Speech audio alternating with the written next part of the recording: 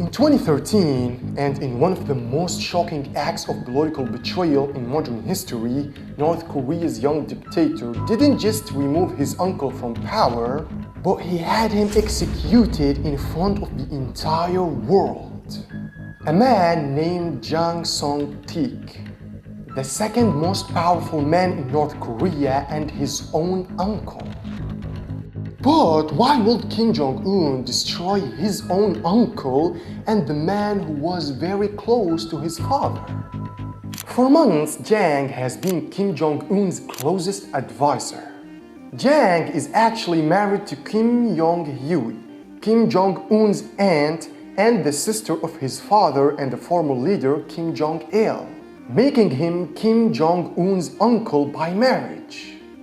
Jang was super close to Kim Jong-il and held many important positions in the country, specifically in the economy, and he was also Kim Jong-il's closest advisor. And this shows you how much trust existed between Jang and the ruling family.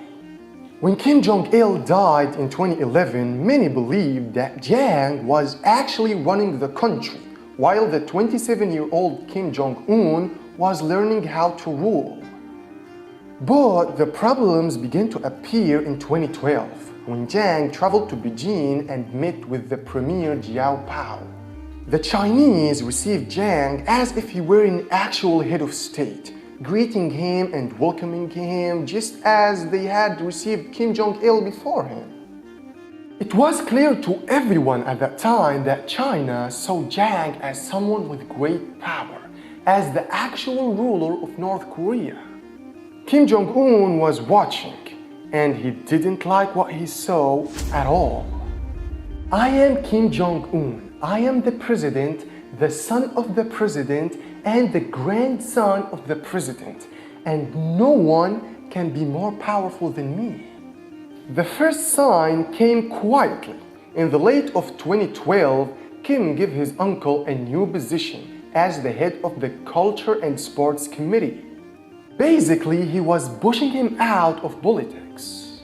Then, in early 2013, when North Korea faced heavy international backlash after a missile test, all the top officials met to discuss the crisis, but Jang wasn't there.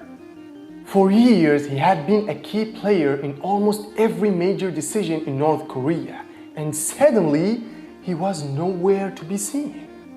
And the second sign came when Kim Jong-un sent a different envoy to China.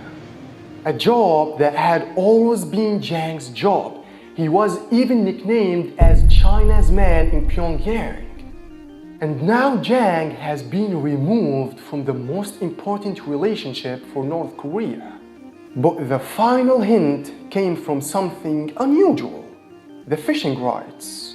In 2011, Jang took control of the valuable fisheries on the west coast from the military, one of the country's most important source of income. In 2013, Kim Jong-un ordered him to give them back, but Jang's people refused, so Kim decided to take control of the fisheries by force. For Kim Jong-un, this wasn't just about the fish, it was about the obedience and carrying out the leader's orders without a question.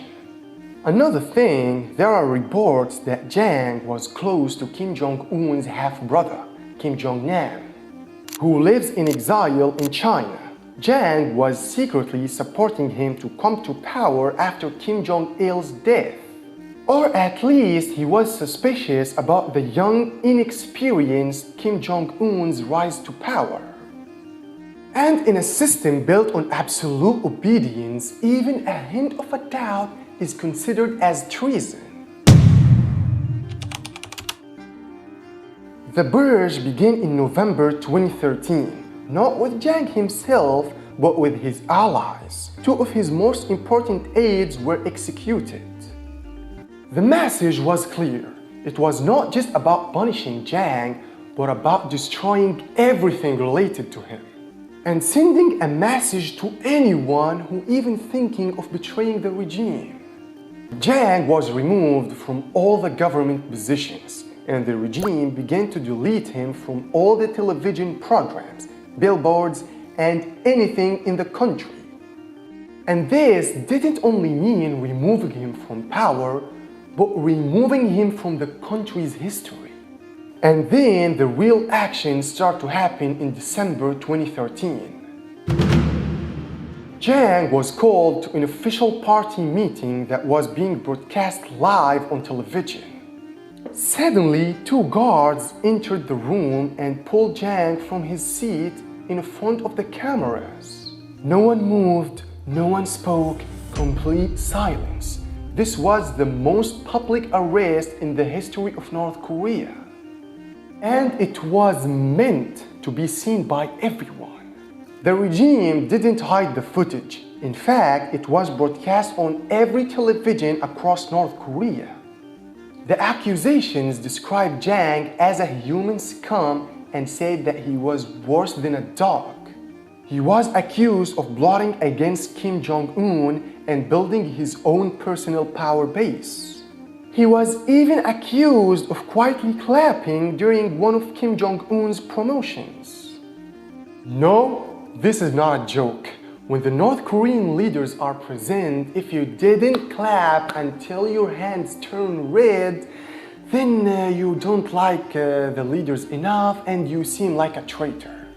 On December 12, 2013, 4 days after the meeting, Jang was executed by firing squad. The entire process, from arrest to execution, took less than a week. The execution of Jang was one of the most significant in North Korea's history.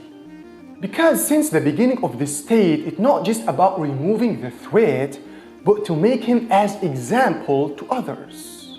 And at the age of 29, Kim Jong-un proved that no one, not even family, is safe when it comes to power.